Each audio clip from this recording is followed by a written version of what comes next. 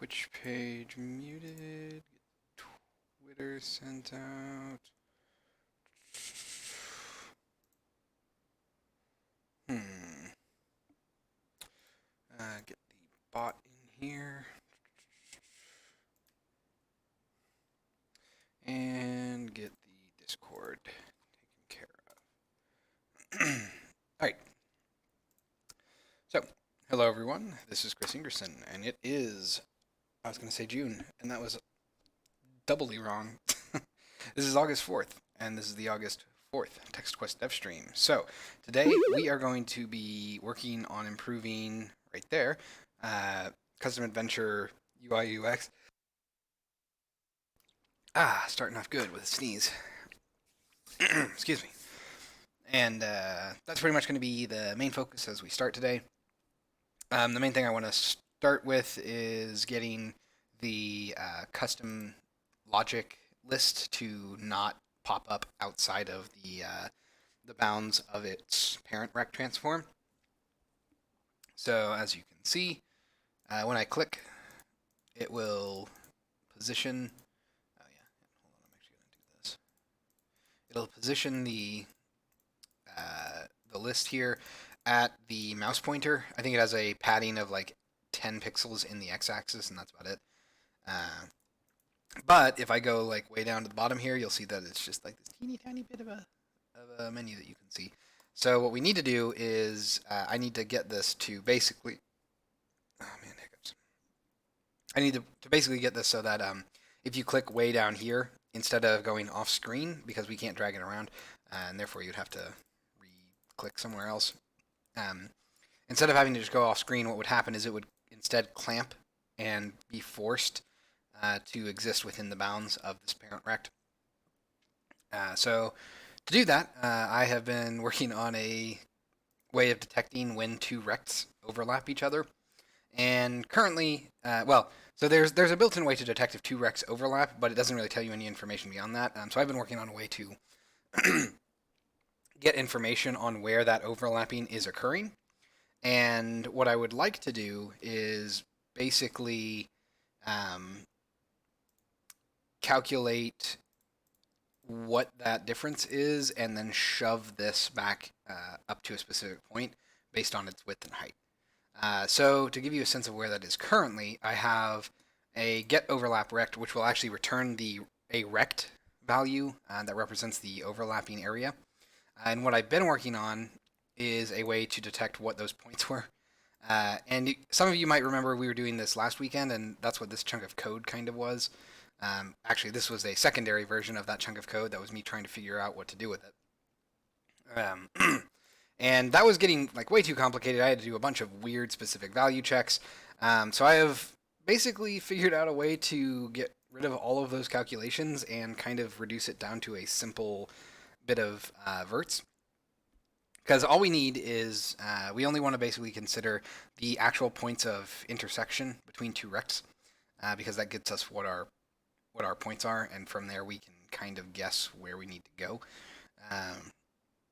But I haven't quite figured out how I want to handle that yet, so I think what I'm going to do for now is we're going to use this get overlap rect function, and we're going to work with the rect that gets returned instead of using this get overlap points non-alloc function, which is going to essentially give me that same information, but in a more broken down way that does not generate as much garbage. Because with this version, this version actually isn't too terrible. The only garbage it's generating is the garbage required to make a new rect. So we're not really doing anything beyond that. But this get overlap points non-alloc would get us more accurate information, and it would only give us the information that we actually need. Whereas with this overlap rect, we're going to have to kind of figure out how we want to handle this. So first things first, and as I was talking this entire time, I've actually been thinking of a completely different way that doesn't involve doing all this complicated rect stuff, although I do really want to finish this. Not today necessarily on the stream, but at some point.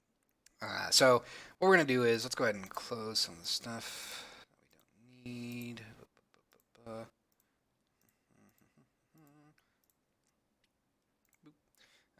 Okay, so we're going to go ahead and pop back to here. I need my logic list. I do not recall what this is doing. Oh, this is doing the whole rect transform thing, isn't it? Yeah. Yes, it is.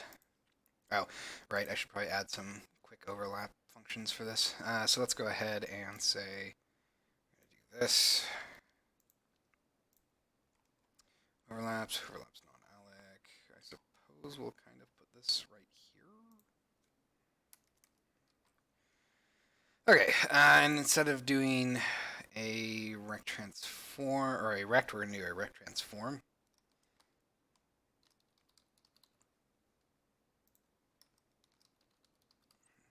Okay. And I know that things are not going to be perfect. So we are actually going to say, wow, I don't really want to do that, but I guess we'll have to. So let's say rect a rect. Terrible.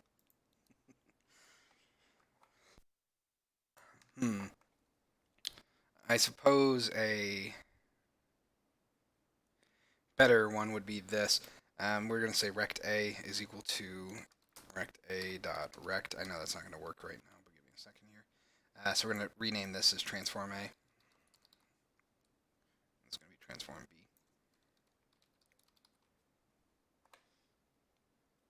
And I have to sneeze again.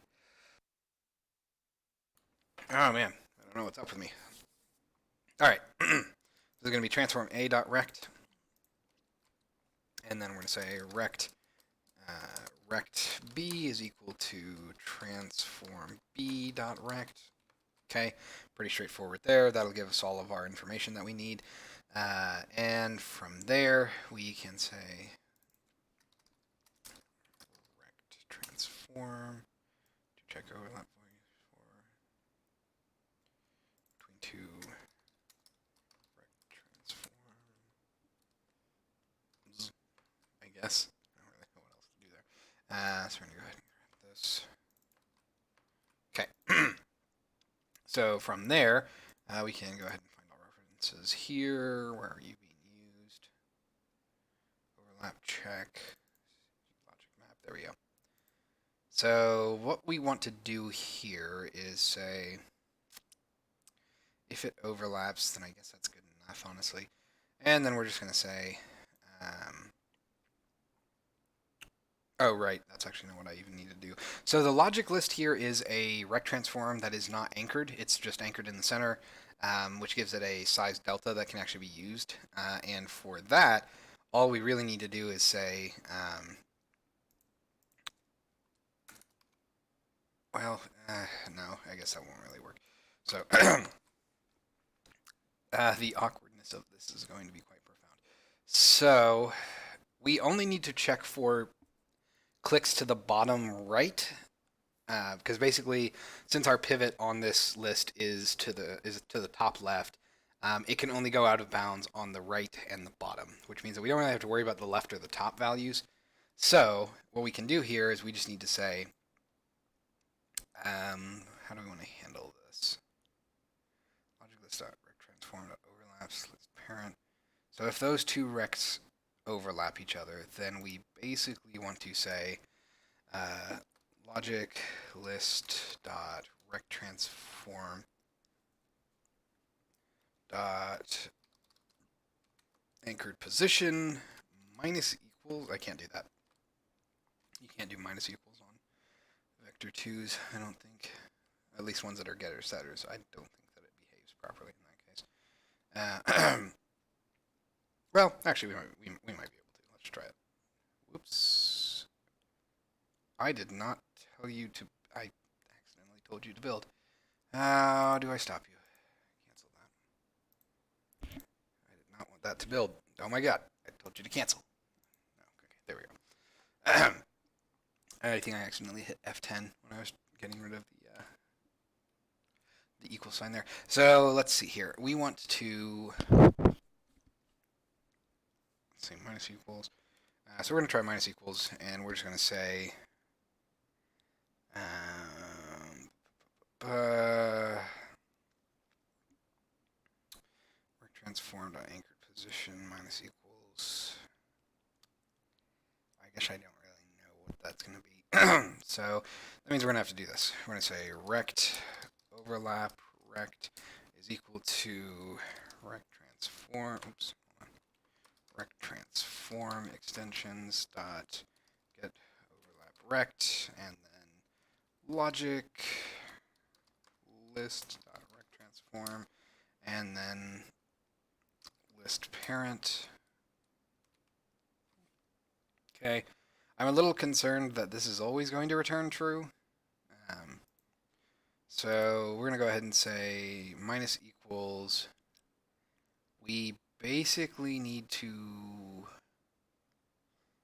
move it the difference between the overlap rect and the logic list rect transforms rect, I think. So we're going to say rect list rect is equal to logic list dot rect transform dot rect, and our distance is going to be vector 2 offset is going to be, I think, list rect. So the overlap rect should always be equal to or smaller than list rect. So our offset is going to be equal to list. No, we're going to say new vector 2 list rect dot x. Ooh, right. Dot width. Sorry, minus overlap rect dot width, and then list rect. I can't spell rect dot height minus overlap rect dot height. Okay, so we're going to say minus equals offset. I'm not actually sure if that's going to be 100% accurate, but it might be. So let's see what happens here.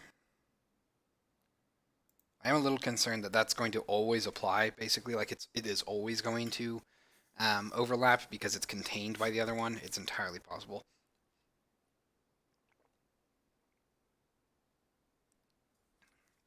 That's actually why I was manually trying to detect the intersection points, because if I have those, then I have an actually accurate position value.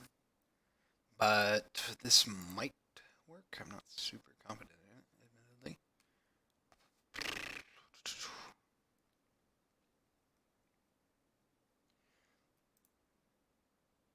Yeah, see, that's what I was worried about. It's always going down now. I don't exactly know. Right, because my overlap point is not going to really be great. So let's go ahead and do this. I'm going to debug these values. Debug.log, string.format. And we're going to say our overlapped rect. I really hope that that does what I want it to do. List rect.toString. I don't think I really need that part, but whatever. Offset.toVectorString. Okay, so this is overlap rect. List rect, and then oops, that's 2. And then our offset. So let's go ahead and let that compile real quick.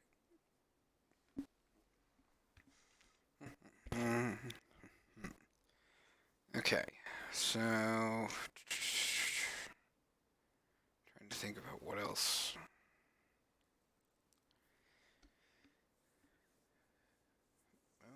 Okay, go ahead and clear that, hit play.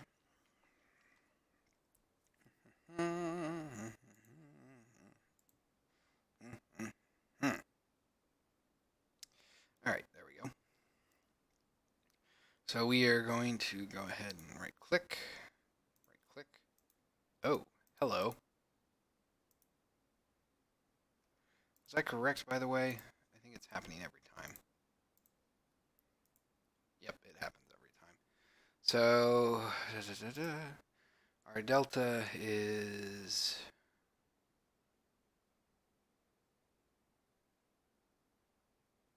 logic list and list parent. Oh, cool. So when you call toString on a rect transform, it gives you the name of the. Wait, is that right? All right. Wait, no, that can't be right. Where are you coming from? That's a separate thing. Okay, never mind. Never mind. Never mind. There we go. So this is in the debug function that I myself was writing. That was something else. This is the one that's actually interesting. Let's see. X0, Y 300. Isn't that the target rect? How can it have an X of 0? That shouldn't be its position.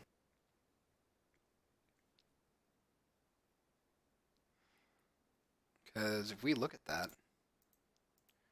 go to logic panel, mask, I think logic list is what we want. Yeah. That is not at all what that is. Huh. Great. So that's not super amazing.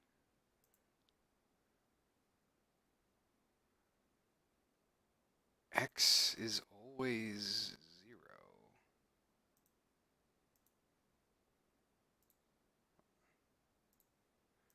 Actually, it's returning the same values every time, isn't it? So this is always what's returned, which means that that rect value is not actually correct. How vexing. Okay. Um, hmm.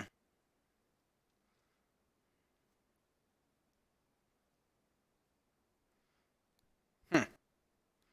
Okay then. That is very odd. Well, out of curiosity, let's go ahead and grab this. We go up to this.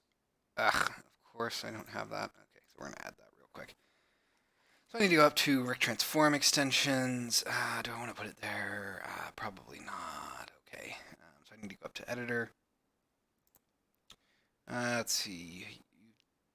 Utility, I guess. Uh, let's see here. Hold on. Context. Do I have anything for that? Contextual post process context items. There we go. Yeah. So suppose I can make a folder here, and we'll call this context commands.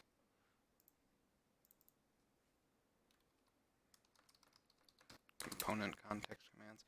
We're going to go ahead and create C# script. So we'll say rect transform context items.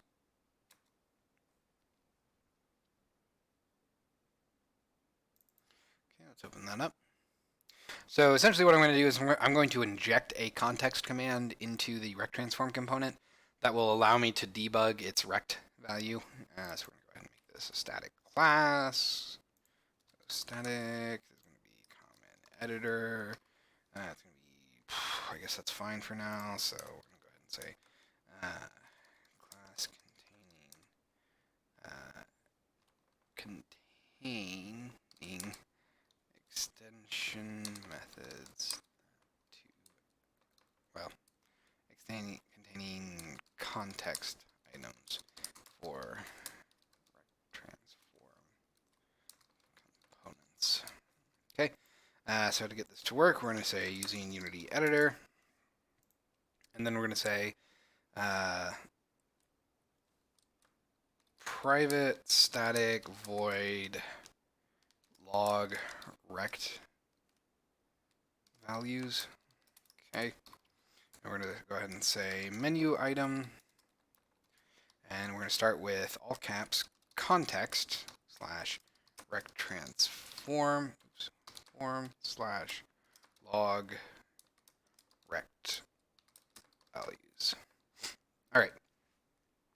So what this does is show a function called log rect values when you right click on rect transform components. I'm actually going to let that compile so that we can show that as soon as I'm done with this. And all we're going to do with that, I'm not really too worried about priority, so we can kind of leave it at that. But if we really wanted to be cool about it, we could do, let's see, false. It's not a validate function. We don't need that. And priority is just going to be, I don't know, negative 500. It's probably fine. All right, so we're going to go ahead and say, how do I want to handle that? Log rect values. All we really need to do is just say selection.get, oops, sorry, not that, dot active game object. That's the thing that's shown in the inspector. Then we're going to say dot get component rect transform, oops, rect transform. Okay. And we're going to say if, well, I mean, it should be impossible for that to be null. So we're just going to go ahead and say debug.log rect transform rt is equal to that. Debug.log rt.rect. I guess that's all we need to do. Actually, we'll go ahead and do this. So we're going to say string.format, blah, blah, blah, that, and we're going to say also selection.activeGameObject.name. So we're going to say rect values for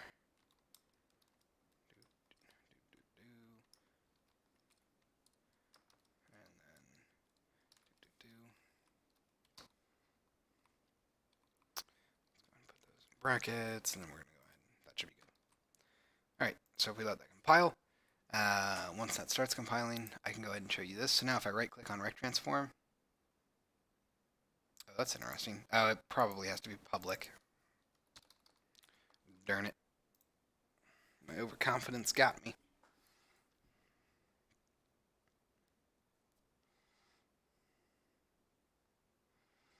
So this should, and I did spell rect transform correct, right?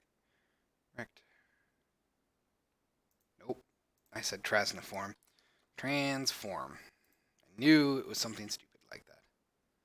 There we go. But yeah, so if you ever want to add context commands to built-in Unity classes like rect transform or transform, all you need to do is use that menu item declaration like you would for something you would normally do in, say, the windows or the tabs up top. That's normally how you would create these types of things. But you can use it with the context keyword at the start, and then the following name is going to be the component that you try to do that context for. And then the third thing is the name of the menu. As a heads up, I do not think you can actually go further than one nesting down. So you can't go like context rect transform sleepy owl / log rect values. For some reason, it won't let you do that. You can't do nested. It all has to be on the flat. So it has to be right here. So there you go. You can see log rect values. We debug that. It'll say rect values for list parent, and then we can see everything. So this is mostly useful when we want to do stuff like see how big our rect transform is. So this looks like it was roughly 1,170 units wide, I guess, by 510 high. And if we go into here, we don't really have a good way of checking these things because it is stretched. So if we were to change this from stretched to this, you'll see that that's roughly what that was set to, which means that those recs are actually indicative of what our values are, but all that really does is tell us what the actual sizes are. From there, we need to take those size values and determine how far we should, or how much we should change this. So that means we're going to go back to logic map. So we don't want to do this. Then instead, what we're going to do is we're going to grab this. And I'm just going to say, you know, do I actually have a thing that does that for me? I don't, but I can add that real quick. So we're going to go ahead and say public static vector 2. Oh, right there. There it is. Rect size. That's what I was looking for. Do I have a get rect size? I don't. I should rename that function. So let's rename this to get rect size.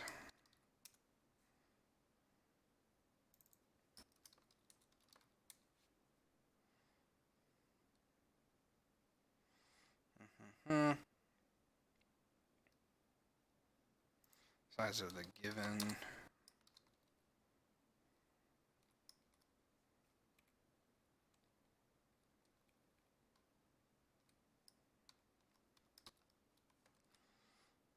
There we go. That's a little bit nicer.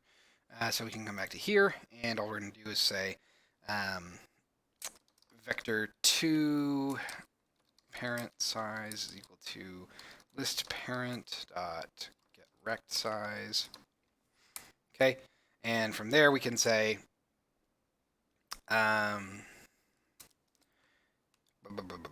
if parent, oh no, hold on. If logic list dot rect transform dot anchored position dot x plus, oh my god, all of this is too big.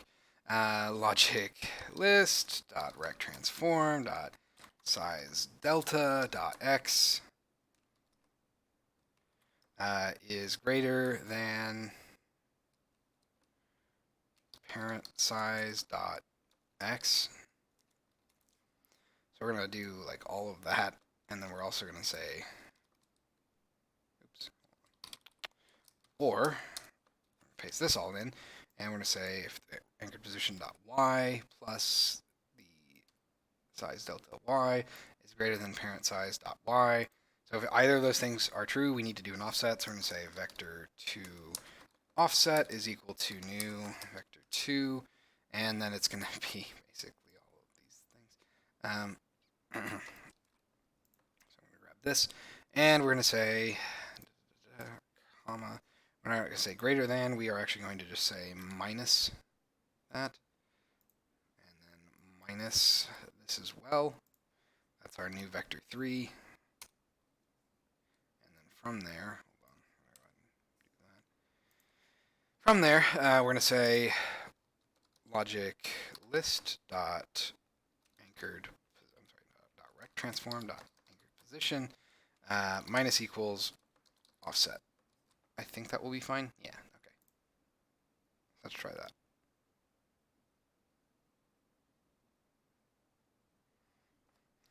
Probably don't need that if overlaps bit then. Yeah, let's get rid of that too. I'm just going to put this in the root here then.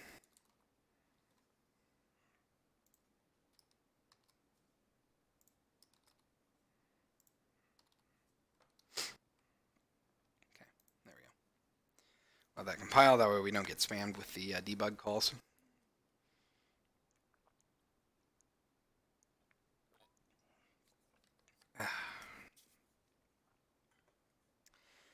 Okay, so from this, if it will compile, I think that might be everything that we need it to do. So let's go ahead and clear that out. We'll see what ends up happening here. Let's hit play.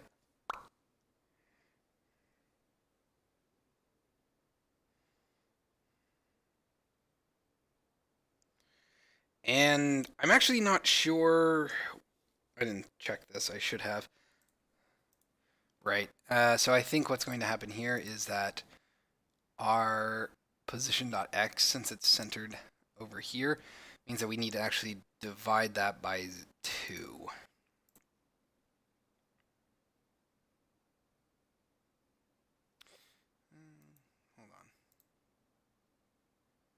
Can we get away with that? Let's try this. I'm wondering if we can get away with just changing the pivot on the parent. That might be for the best. That might be all we need to do.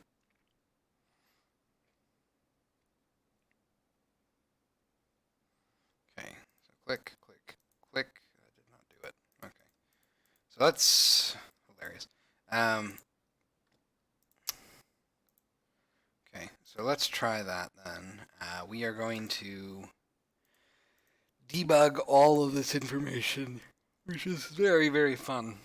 So we're going to go ahead and say debug.log string.format, and we're going to say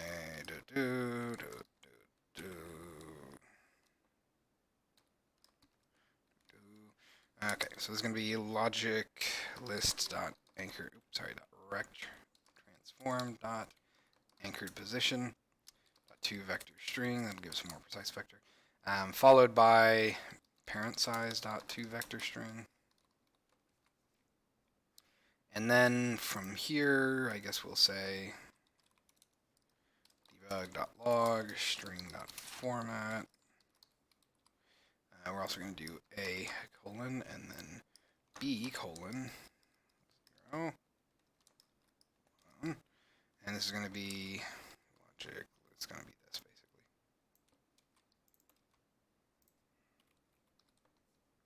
It's going to be that. Okay. So that should tell me something about this. I'm hoping that will tell us if we are close on our numerical values or if we're just still getting terrible positioning values. So let's go ahead and let that compile. I'm going to clear my console. Hit play.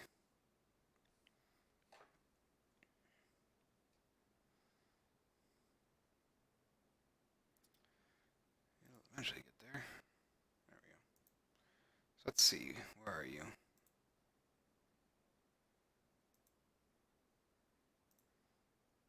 Rat? Oh, right.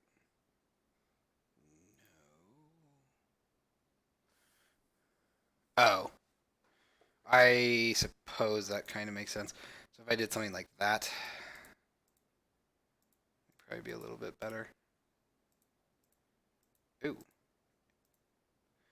Huh.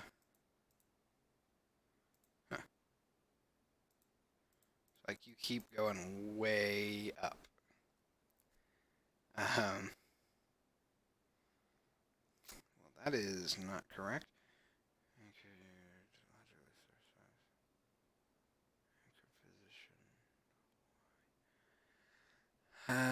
Oh, right. I don't want to do that both times. I only want to do that if the y-axis needs to. Yeah, you'll notice that that's not happening, which is indicative of me doing something wrong here.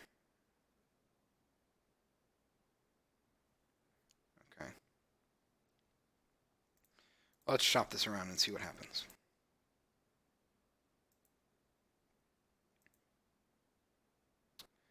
Okay, so it said it was that. That is somewhat correct. But the y value is bonkers. Why on earth is it?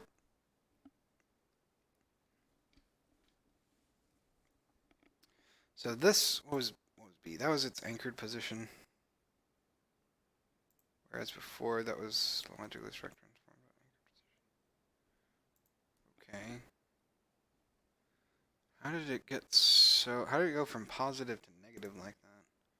Positive. So it's negative, negative. It's always negative.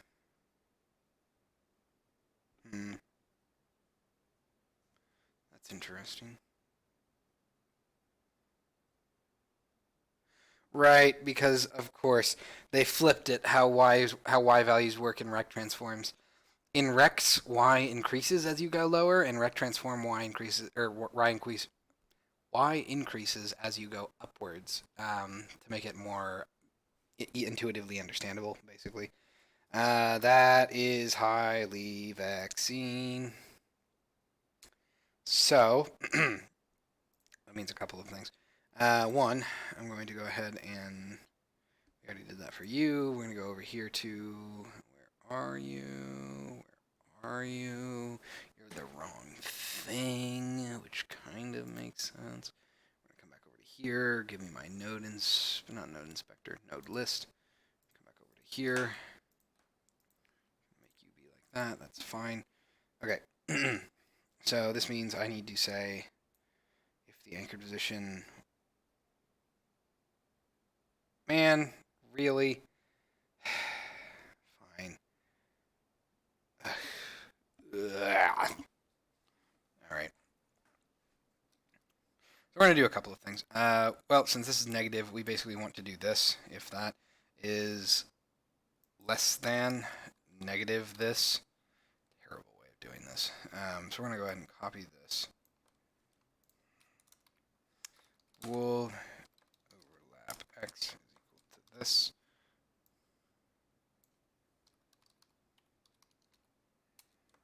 Okay, I'm going to go ahead and come down here.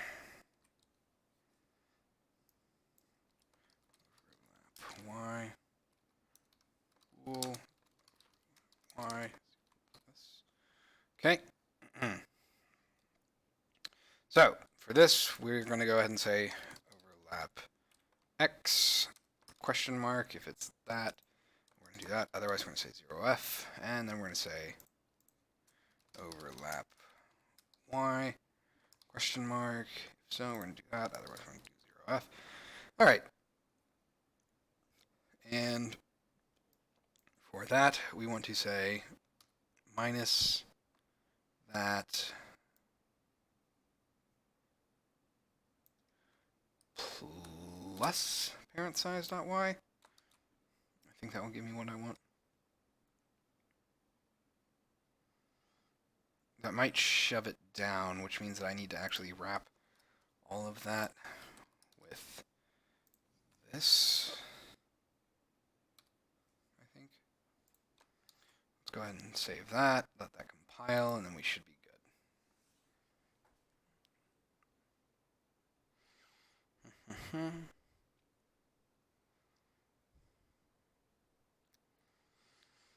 Let's see.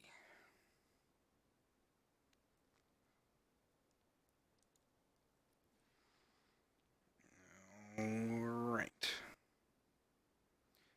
Any day. There we go. All right, so we're going to clear this. Let's go ahead and hit play. Keep an eye on our console to see what our debug logs are coming out with.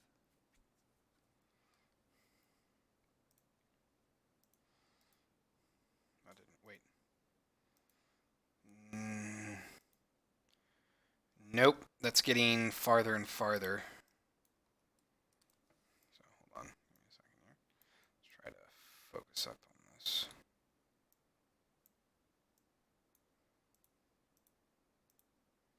You'll notice that it's going farther and farther down.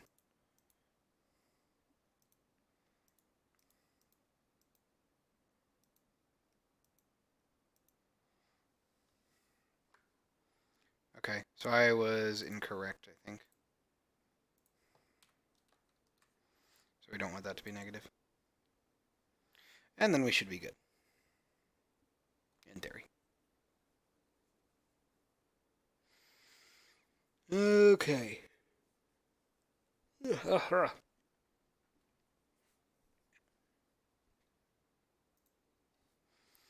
compile real quick.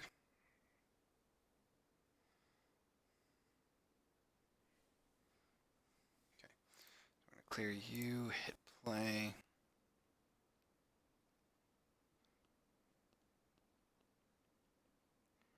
Let's see what happens. All right. Nice. There we go. And just like that, we fixed our little problem.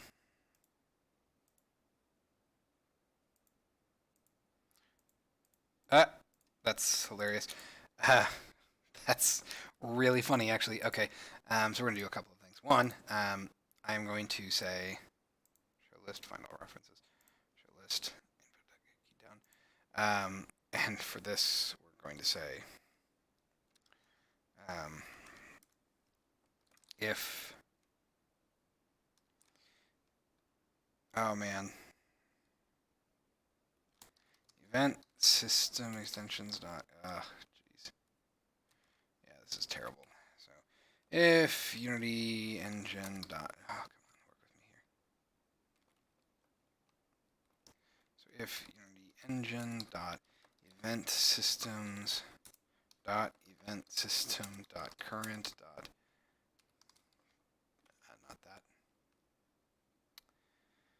that. Okay, I guess I don't really need that part. Instead, I can just say if list parent dot rect dot contains, and then we're going to say input dot mouse position.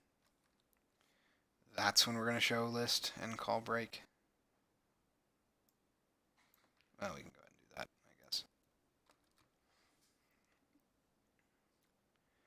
That's really all we care about, because it doesn't make sense to let people click, every which way, obviously.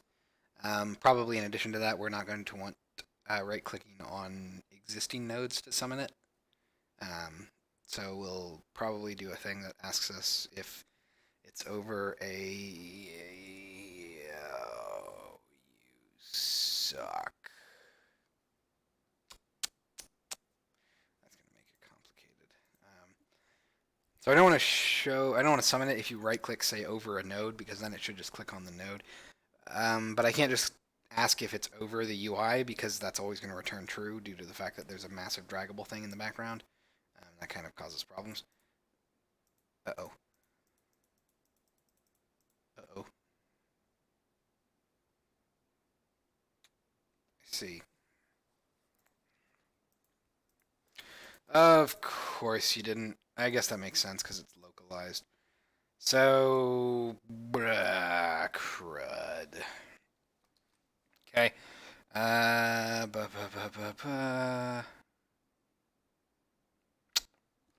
What to do about this? So we don't want you to be able to right-click or do anything outside of the rect transform for that thing. I'm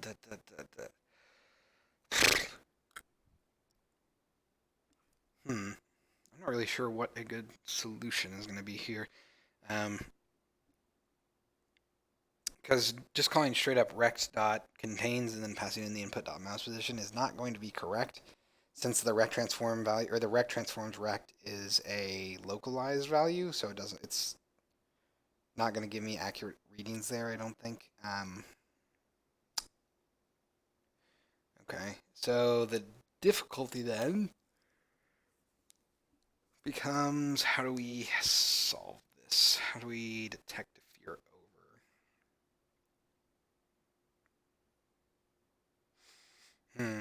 I suppose there are a couple of ways. Um,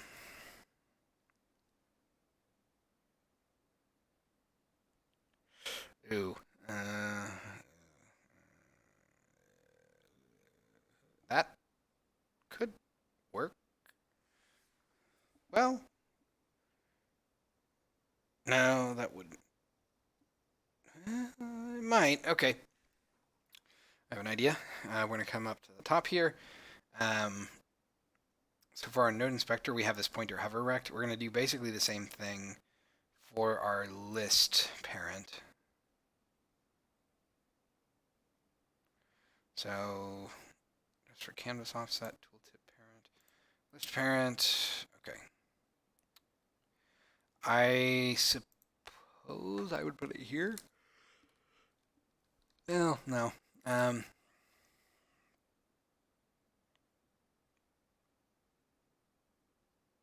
Okay, so I'm going to do a couple of things. One, I'm going to put this up here along with the tooltip parent. And two, I'm going to here add a header that then says behavior list and say serialized field, tooltip, blah, blah, blah. Private pointer hover rect, not inspector rect,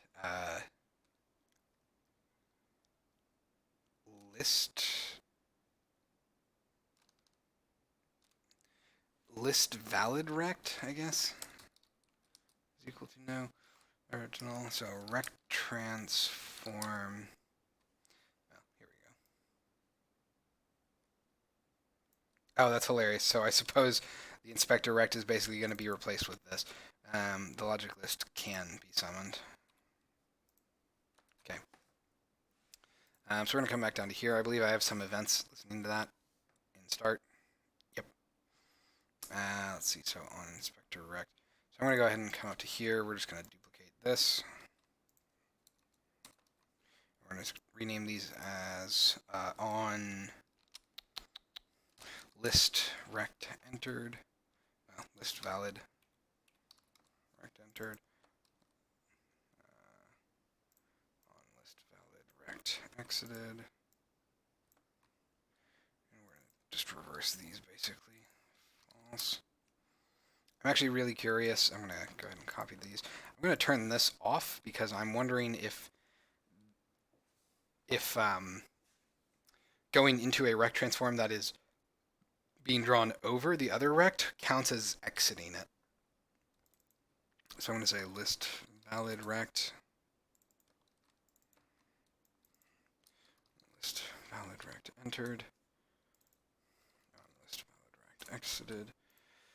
Okay, let's go ahead and try that. And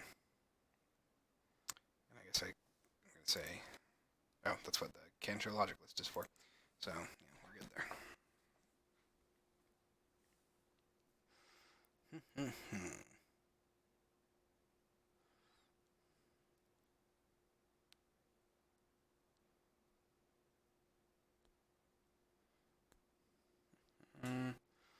Let's see here.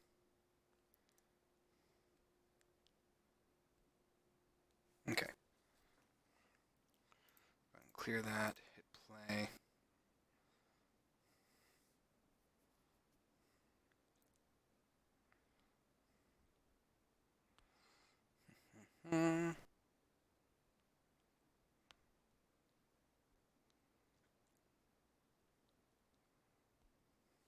Okay. Oh, right. Forgot to set that up. Kind of important. Let's go ahead and go back up here to the logic panel. All right. So we have our list parent. And here's where it actually is going to be fun. So I'm going to go ahead and do Control C, Control V over here. We're going to paste that up to there. Let's go ahead and copy this component. Paste component values. This is going to be list valid. And it's a, what was it? Pointer hover rect. Okay. We're going to come up to here. I'm going to put you here. So this is going to be below our nodes as well. This won't work.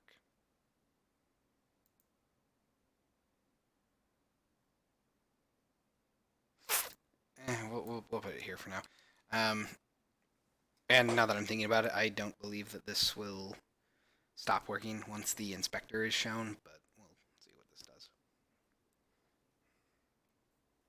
So we'll give that a second to start playing, because you don't want to rush Unity. Alright, so I can right click. Okay, leaving did not do anything to stop it, which is interesting. Did I do something stupid here? I mean, it should be in there.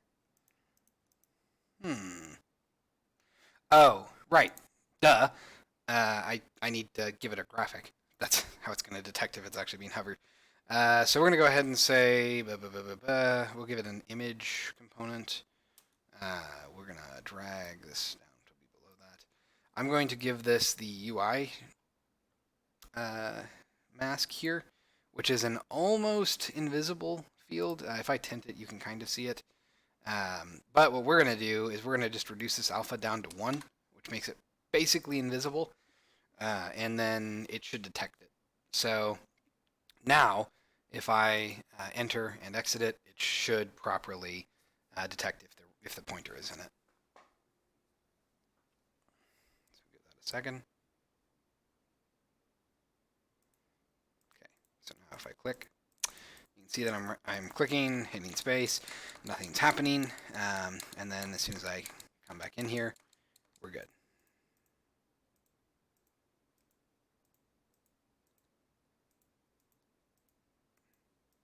Okay, so pretty straightforward, and again, we do have it clamping to the side, which is nice. All right, so now if we add a get bool, uh-oh.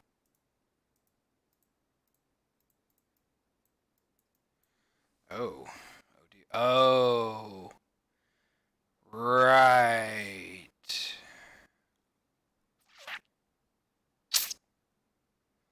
That's going to get in the way every time, so I can't click on these things. So. Okay. That complicates things a lot.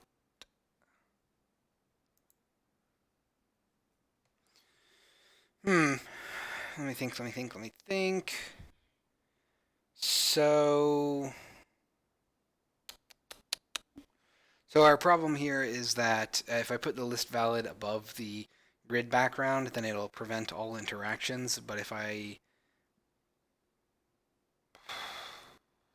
actually, let me go over here to Node Inspector.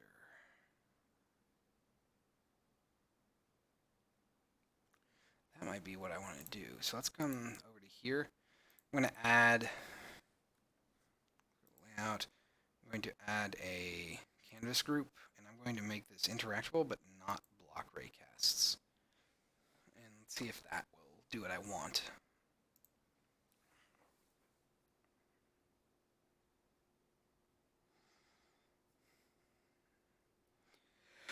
There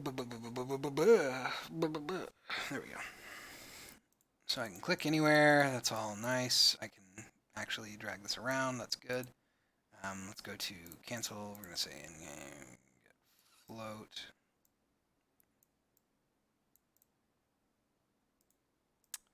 It is an unfortunate thing, though. Like, it will still do that. I'm going to say cancel here. So,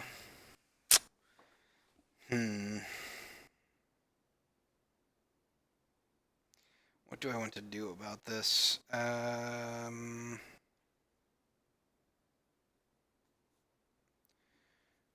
I really don't want to do that, but that might be the only way I can do it. Okay, so we're going to go ahead and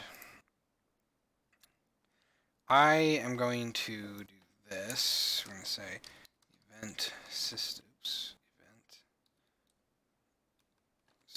extensions dot pointer over UI. Right. So I'm going to go to this class real quick. This is my class that I have for basically determining specific values that are relevant to the event system, which is a graphical, well, it's a component on canvases. Usually it's separated to this own event system, but part of it, so this is the instance, there's only one of these that can exist at any given time. But if you look at this, you'll see the graphic raycaster. This is what's being used to determine what objects are being hovered over, amongst other things. This is basically how you determine that. So what we need to do is basically keep track of all of our nodes and then say, hey, is any of this under or in the stack of the graphic raycast? And if so, then we don't want to do anything. So I'm going to go ahead and say class containing extension methods for C event system. Okay, and then we're going to go ahead and come down here, and I'm going to say public static bool is pointer over objects, and then I guess we're going to go ahead and do this for now. You're going to return false at the end. Give me a second here. We're going to give it an array of graphics. Actually, that's a graphic, and then we're going to go ahead and say, we're going to come up to here and say, using Unity engine.ui. Okay, so we need to say event system.current animation camera collider constant force current selected game object first selected game object is the thing that's something else. Components. There should be a way of determining what is actually being looked at currently. Selected game object. Particle system, pixel drag threshold. Oh, that's kind of nice. I didn't realize you could set that. Right. Raycast results. Okay. That might be what I have to do, and I am not exactly wanting to do that.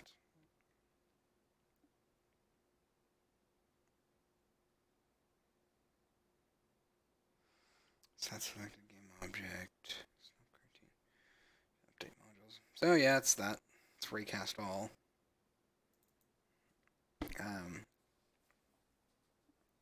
Okay. And for that, we need to. I wish we could optimize this a little bit. Actually, we might do that real quick. Give me a second here.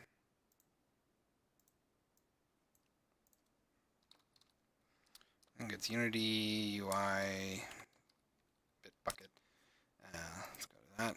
So Unity, if you're ever having to write your own custom UI stuff, Unity does have its UI up on Bitbucket, which is very nice. It lets you weep as you look through their source code, but also it does make it useful for doing these sorts of things. So we're going to go to event system. I want to look at its raycast function and determine if we can write a better one. That's not what we need. Comparison raycast all. Right, there we are. Okay. So raycaster manager dot get raycasters. What are you? Raycaster manager. Cool. You're a thing, which is probably not good. Of course not. How fun. Let's give me a second here. You derive from UI behavior. So we're going to go ahead and pop back here real quick. We need to go to Unity Engine UI, UI, core, UI behavior, utility, core, layout, UI, nope. Okay, let's go up to here, let's go up to here. Unity, that's editor, is not what we want. Give me a second. Event system. Oh, there we are. UI behavior, which I believe is just derived from mono behavior. Yep. Raycast manager. What are you? You're not in there, which is awesome. Give me a second. I'm gonna have an aneurysm here once I figure out that Raycast manager is probably an internal class. Dollars to donuts. Right there. Ooh. Ooh. Yep. Yep. That's a thing. God, I'm so upset at that. Oh man, I didn't even mean to do that either. Okay, so let's go back to here. Let's see, what was it? Raycast manager. Are you kidding me? A raycaster manager. Okay, get raycasters. Modules. Modules I. Module.raycast. Event raycast results. Sort. Okay. And what is the raycast comparer? Just a thing. Okay. So, hooray. It's basically doing this. It's going through all of our raycasters, just returning this. Of course, it's internal, because why would it not be? Why would you want it to be anything other than internal? Of course. You're just being selfish if you want to have actual easy-to-use functionality built in. So base raycaster is a thing. I gotta find out where it is, though. Okay, base raycaster.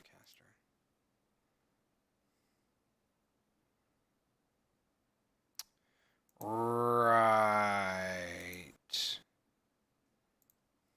Okay. So this is a graphic raycaster, which is, of course, not a thing. Where are you even held? Let's go all the way up here. UI event system.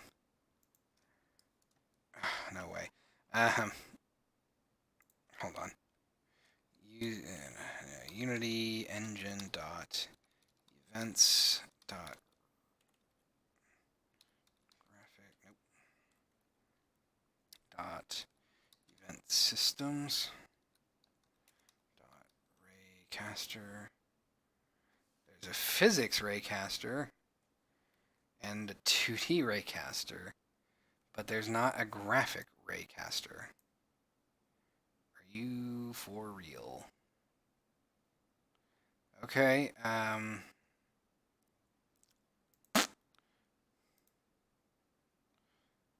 script, you're not actually going to do anything because you're going to DLL. Boo, boo, boo, boo. Okay, I gotta figure out where this is then. Raycasters, base raycaster, direction, raycast. So we're looking for a graphic raycaster. Unity engine.ui, core, graphic raycaster. Okay. Blocking objects. Sort order priority, render order priority.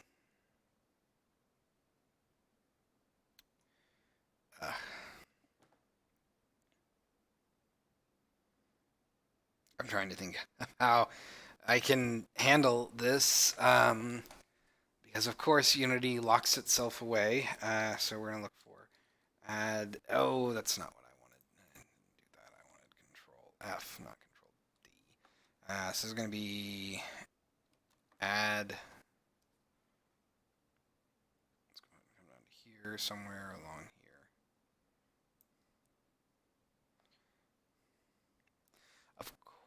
Of course you will.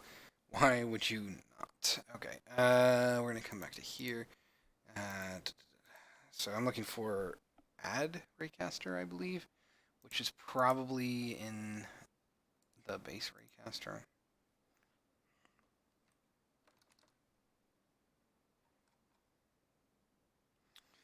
Okay, so on enable it does that, and of course the only way I can frickin' do this is if I do that.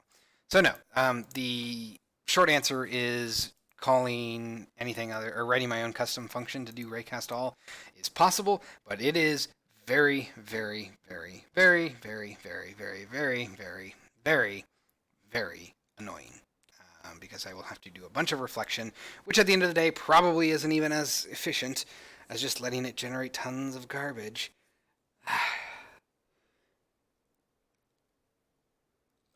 Why does Unity do this to me? Okay. We just have to live with that, I guess. So pointer event data data is equal to event system dot current dot. I don't actually remember if I can grab pointer data directly from this.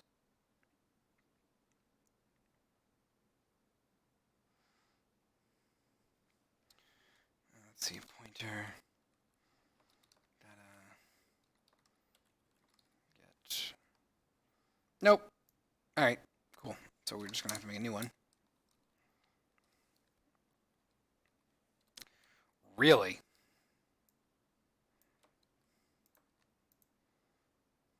Okay. Data. And we'll do a list of raycast results. Give me a second here.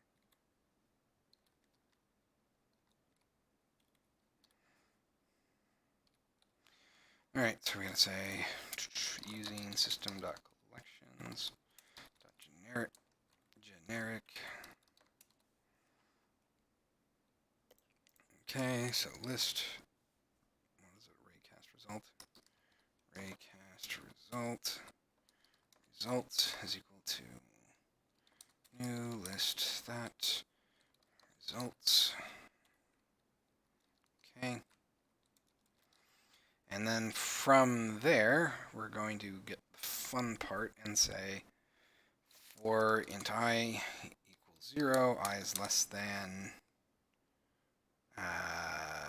results dot length count I plus plus and we're going to say if results of I dot index module sorting layer, sorting order, world normal, world position, string, clear depth, distance.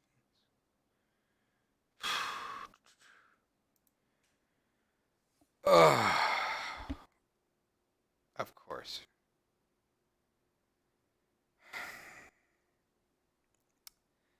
Fine. Okay, so I get to do the fun thing. Instead of this being graphics, we're just going to make this game object. Dot game object is equal to. Actually, can I do dot? Nope. Okay. Dot game object. Game. You suck. Game object is equal to graphics of course, J for now. It's not going to be anything right now. Then we are going to say return true. Okay. And then we're going to do another for loop. So we're going to say for int j equals 0. J is less than graphics dot length j plus plus. Okay. And for that reason, so if results I, yeah. So if that's the case, then it should be correct. That is going to really suck. Is pointer over objects, and then I got to give it all of the game objects. God. Let's see here. Do I have a running list of all my nodes? I do. Okay. I'm going to change this to, instead of this, I'm going to make it an I list.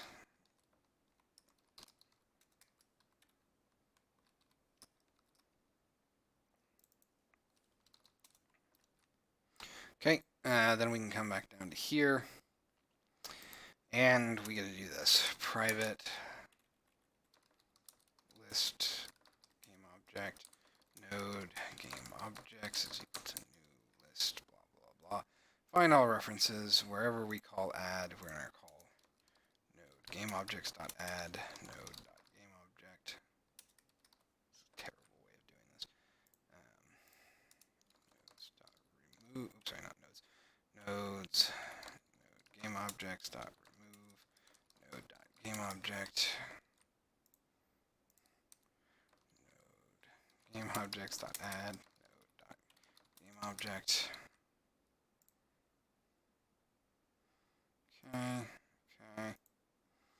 Okay.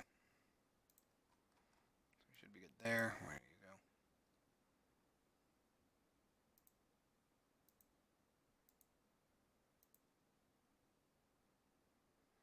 Uh-oh. What's going on here? Visual Studio is showing me an error. You can see it on the far right here, but I'm not seeing any error. How curious. All right. Let's go ahead and hold on. There we are. Seems more appropriate. Okay. So for this, we're going to go ahead and say node game objects. That should work. So we're just going to say if not that,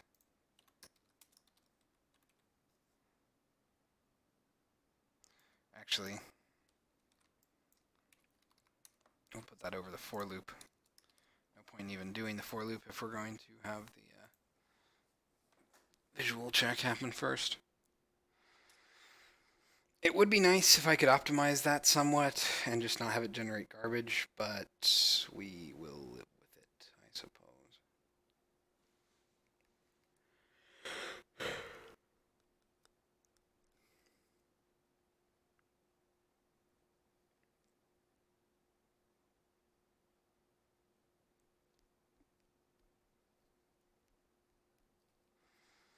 Okay, give that a second.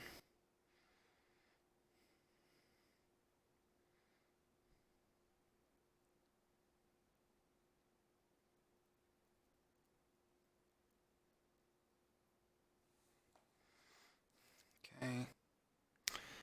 So let's try this now.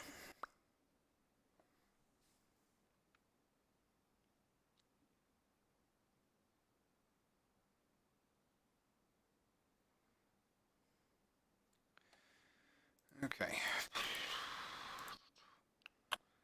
So it should. Yeah. Okay. Oh, how awesome.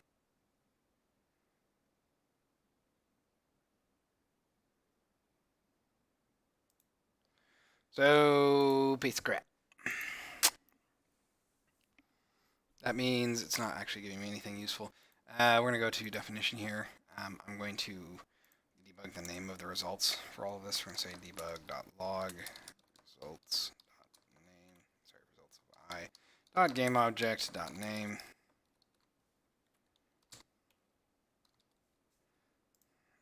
Okay, that should at the very least tell me what objects it thinks that I'm over, or it thinks were raycasted. I'm not entirely sure if I have to pre-populate the list with null values. That would be really, really, really, really, really, really, really, really stupid. But never discount that it's a possibility. Although usually if it's a list that's being passed, the idea is that Unity will populate it for you. So let's find out. Okay, we're going to play. Try this again.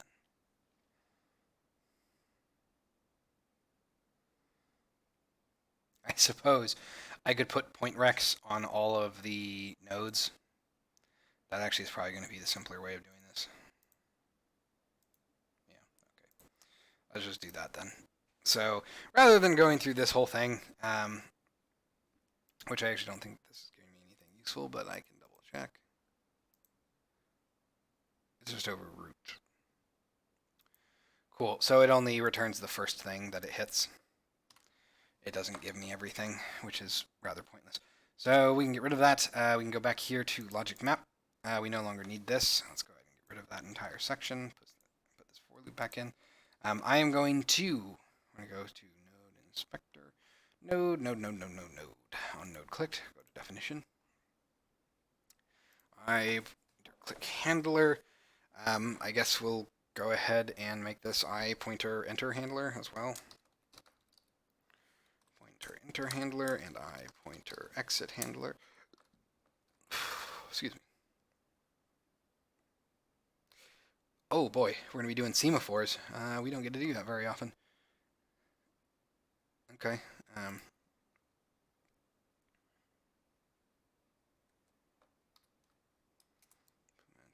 interface. Come down to here. We're going to grab these things.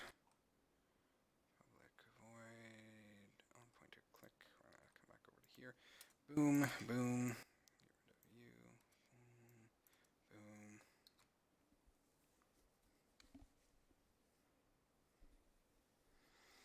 Okay, so for this, I want to say one, if not, is dragging. So we're going to avoid doing anything if you are dragging it around, just because it's possible that your cursor could like whip out from it. So we're going to say if you're not, we don't care if you're dragging. And then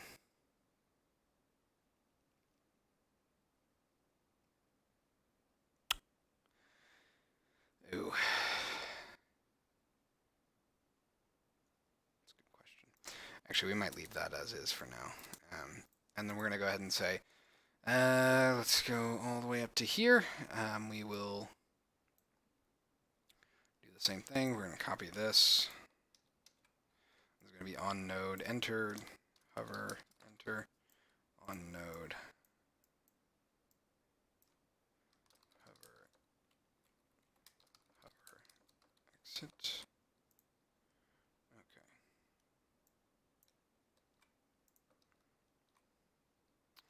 Okay, so this is on node, hover, enter,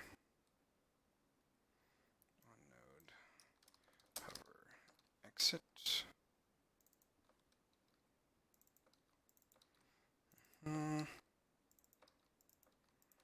Okay, and then we are going to just come down to here, and we're going to say m on node, hover, enter, dot invoke, m on node, hover, exit, dot invoke. Okay, we're going to come back here, and when we spawn our nodes, we're going to say node dot on node, hover, enter, dot add listener, null, node dot on node, hover, exit, dot add listener, null. We're actually going to get rid of these for now. So I'm going to make those be errors so I can easily find them again. We're going to go down to on node clicked, and then after this we're just going to say private void on node, hover, enter, private void on node, hover, exit. We're going to come up to here, and we're going to say right up here, private int node hover count is equal to 0. We're going to come down to here. We're going to say, we're going to add this. We're going to say node hover count plus plus, node hover count minus minus. And then down here, we are just going to say and node hover count is less than or equal to 0. Okay. And then up here, when we call open,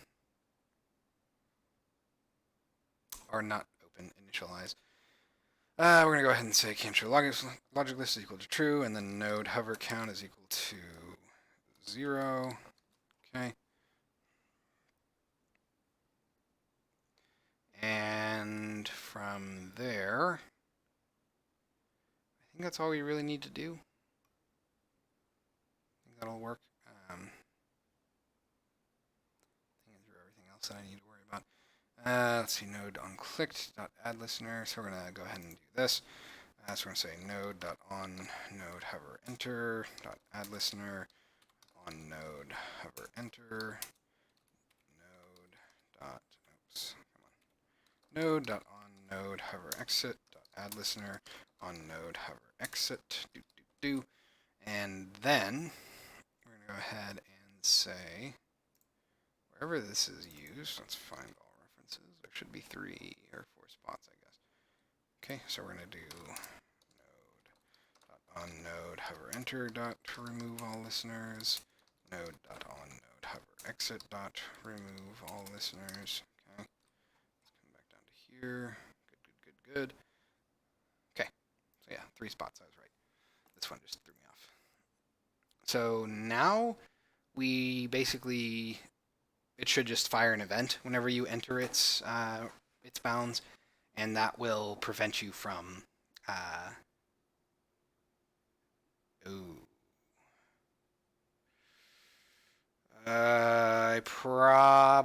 I need to handle. Well, all right, we'll try this. Probably I need to handle deleting the nodes. It's possible that once you delete a node, it won't detect that your mouse exited it, which would lock you into a weird state. So let's go ahead and try this. Okay,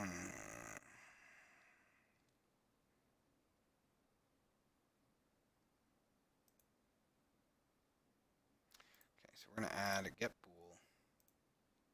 Okay, there we go. So right-clicking, hitting space does nothing. Going outside of it totally works.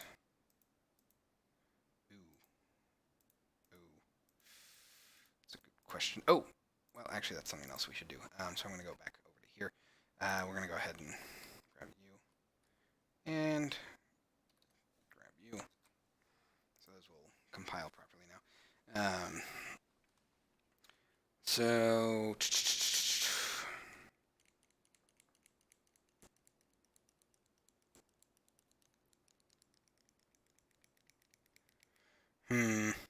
okay. I think this will make it so that we can't right-click over the inspector again, and we'll make that inactive. It seems like nodes are also being factored in correctly now. I'm not sure if we have to worry about connections for this. Not that we have connections working yet. Cough, cough.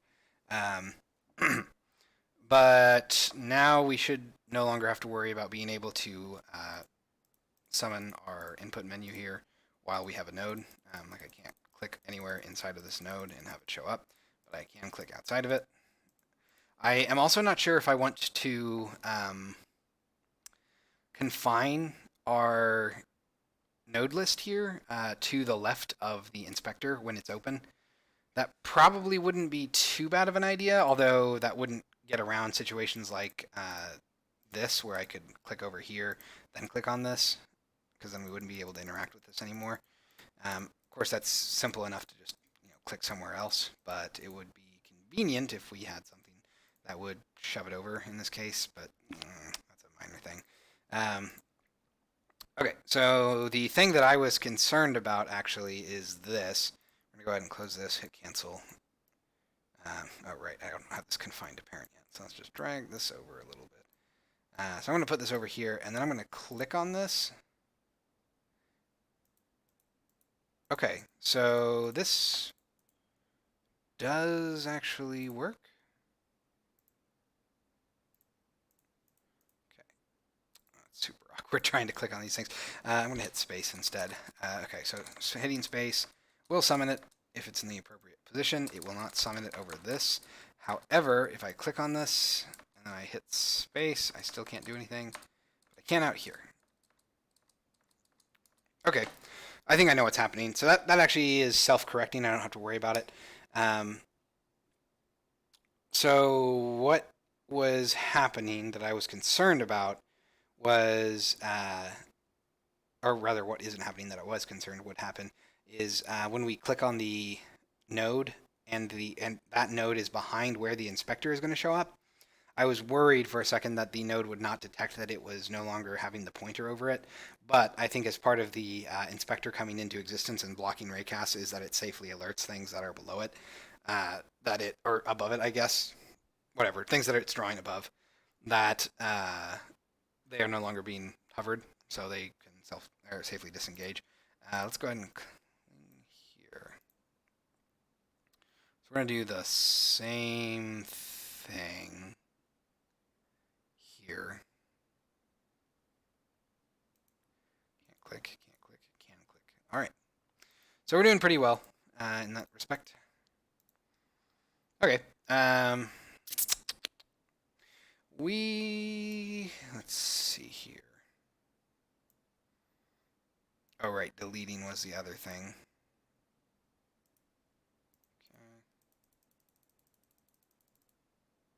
Okay. So yeah, I think this is safely blocking raycasts and therefore making everything work properly. Let's go ahead and hit X here. Let's delete this.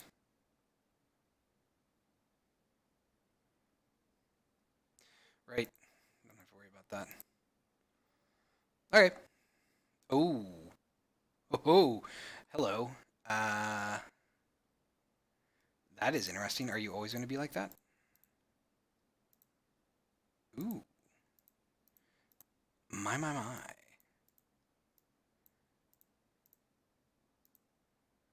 Really? Something's going wrong here. Um, for some reason, this is being set to inactive. Is that right? Button, so scroll view, view bar, inspector content. Loads.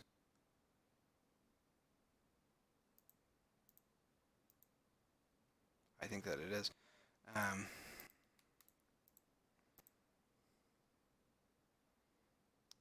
No. Oh? How curious.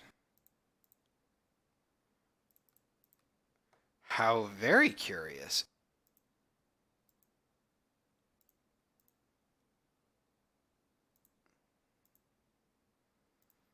So it's being set to be interactable, but it won't transition to be interactable. That's interesting. Hmm. Okay. I I'm not sure what happened there. I think what happened is when I deleted the node, it didn't clean itself up properly. Let's go ahead and try this. I'm gonna play, create two distinct nodes. I'm gonna delete one, and then I'm going to see what happens with the other. Okay, so we're gonna do a get bool. Let's click on this. We're gonna call this get bool one. Okay, endgame get bool. We're gonna call this get bool two. Okay, I'm going to come back over here. We're going to delete this. It's going to be okay. Clicking on you, you're good. We're going to go back here. We're going to add a get pool. This one has two. Okay, we're going to go back here, add a get pool. This one has one. Okay. So for some reason, this node that we deleted and recycled has information on it for populating that stuff. Let's go ahead and go over here to logic map. Node clicked. One node clicked. Inspector show node. I'm going to go to definition here. Show, clean up. Target node, set highlight. Target node, label text, populate fields. We're going to go to definition here. Clean up fields. So in the target node fields, we're going to go to definition here. Find all references.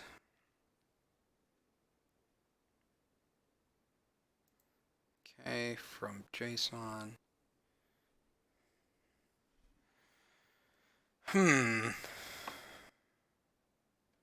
Initialize, fields index, fields add. So we have two calls that actually, well, we have, yes, two fields that get added from JSON. Are these never cleared? I guess they're not. So we can probably do that.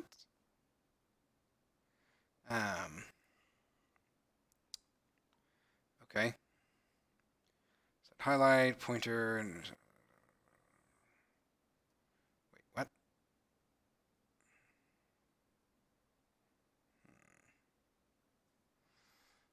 Okay.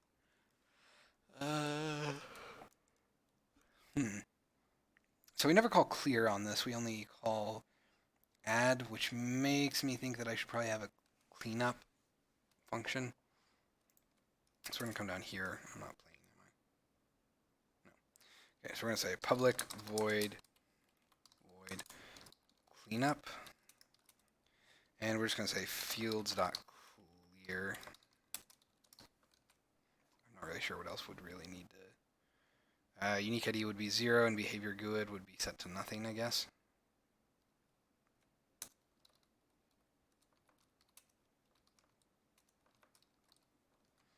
Okay. So when we go to CG Logic Map and we recycle these nodes,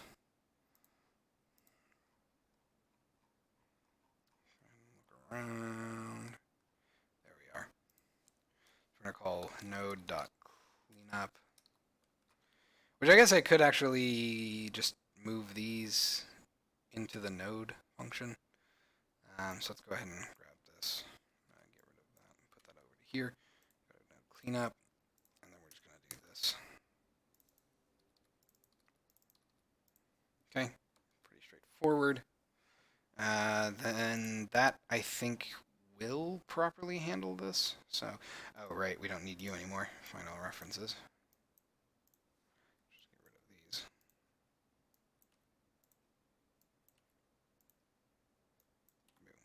Okay.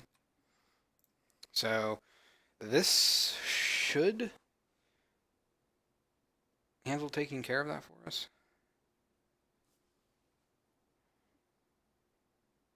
At least I'm hopeful that we won't have those fields show up again.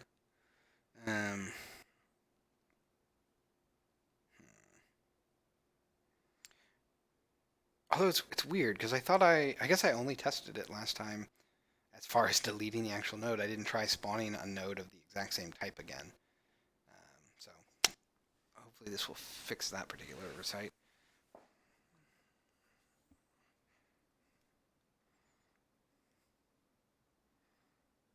You can load Unity, I believe in you. Get bool. Get bool 1. Oh, hold on.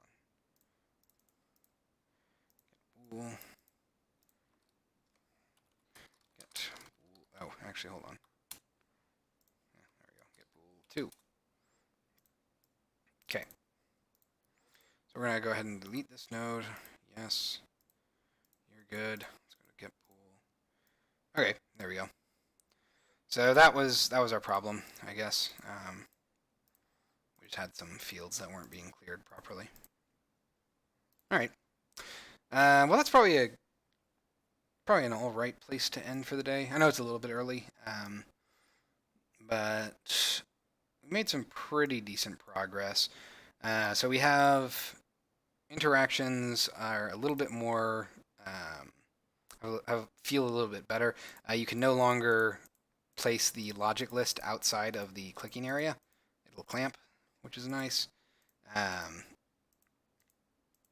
hold on.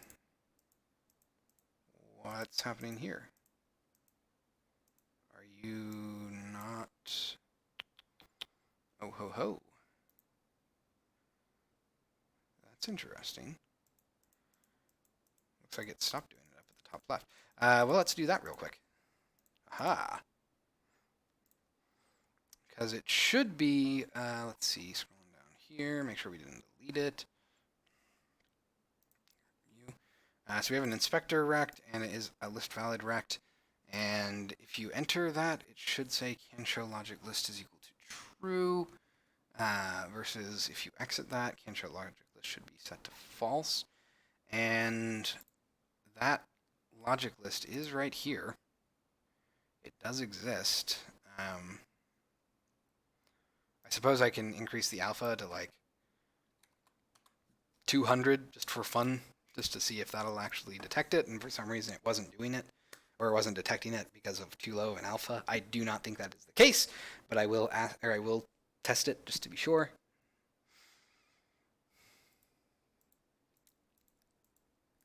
Okay. That's super weird. All right, then. I guess I'm going to do this.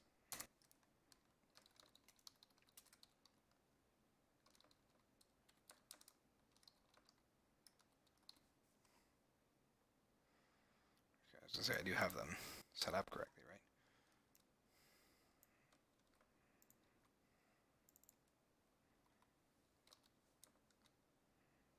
Okay. So can place and cannot place. We're going to let that compile, and we'll see what our log says.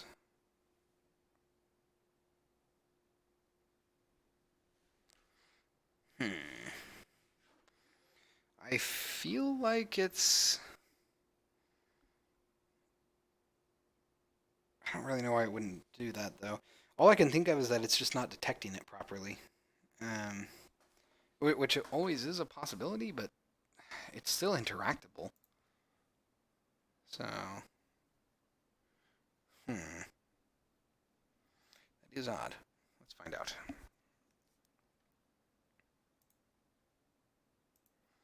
Okay, so let's go ahead and clear this. Hit cancel. Oh, nope. It's not doing it. How interesting. Let's turn on blocks raycasts. Really? It has to block raycasts to be detected by that? What's the point of that? Why even have an option called blocks raycasts and interactable as a separate thing? That means that interactable is only used for driving components that actually have an interactable toggle. Okay. You're murdering me, Unity. Okay.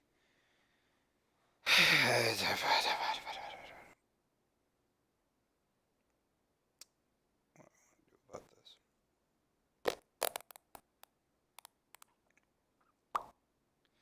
Okay,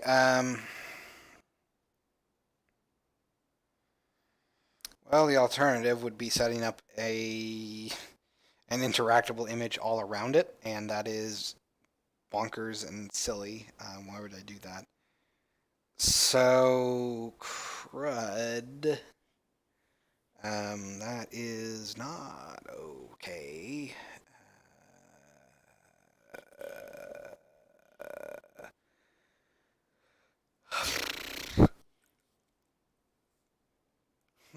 Okay.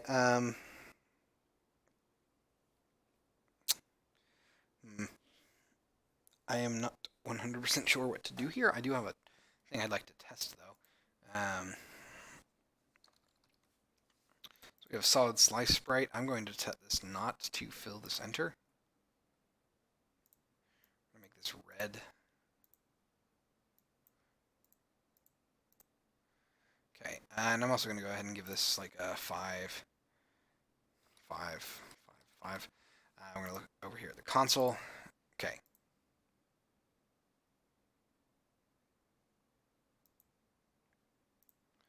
Oh. Oh yes, and blocks raycasts.